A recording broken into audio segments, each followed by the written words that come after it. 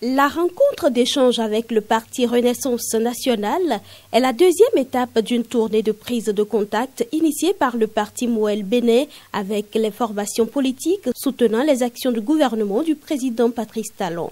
Elle s'inscrit dans le cadre de la mise en place d'une coalition des partis de la mouvance dans le respect strict des tests en vigueur devant permettre à cette famille politique de faire efficacement face aux défis des élections générales de 2026. C'est de voir comment, en respectant le code électoral, les formations politiques de la majorité présidentielle, qui sont aujourd'hui 4, puissent se mettre ensemble pour aller à ces élections. Se mettre ensemble ne veut pas dire aller à une liste commune. Non. Chacune des formations doit pouvoir aller devant les électeurs et travailler ensemble pour que, au thème du scrutin, le seuil de 10% soit obtenu par chacune des formations politiques et que, quand on va arriver à l'étape des circonscriptions, que la somme de nos suffrages nous permette d'avoir les 20%. Après un moment d'échange autour de quelques questions pour mieux comprendre les tenants et aboutissants de cette idée de création de coalition, la présidente du parti Renaissance nationale, l'honorable Claudine Afiavi-Prudencio, a réaffirmé l'appartenance de son parti à la mouvance présidentielle avant de donner son accord de principe. Nous sommes plus que convaincus. On est scotché derrière Patrice Talon. Vous le savez. Notre soutien n'a pas bougé d'un seul iota. On est avec lui et lui-même, il sait qu'on est avec lui.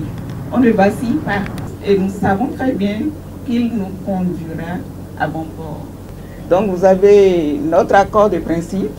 Au sortir de la rencontre, le docteur Mohamed Awalia Kentola, porte-parole du parti Renaissance nationale, parle ici de l'essentiel à retenir de cette rencontre. Il faut retenir que le parti Mouel Béné a voulu explorer avec le parti Renaissance nationale les pistes de collaboration, de mutualisation des efforts pour affronter les élections de 2026. Étant donc de la même famille politique, il serait bien qu'on n'éparpille pas les efforts et qu'on puisse garantir le moindre suffrage à la grande famille de la majorité présidentielle au soir des élections de 2026.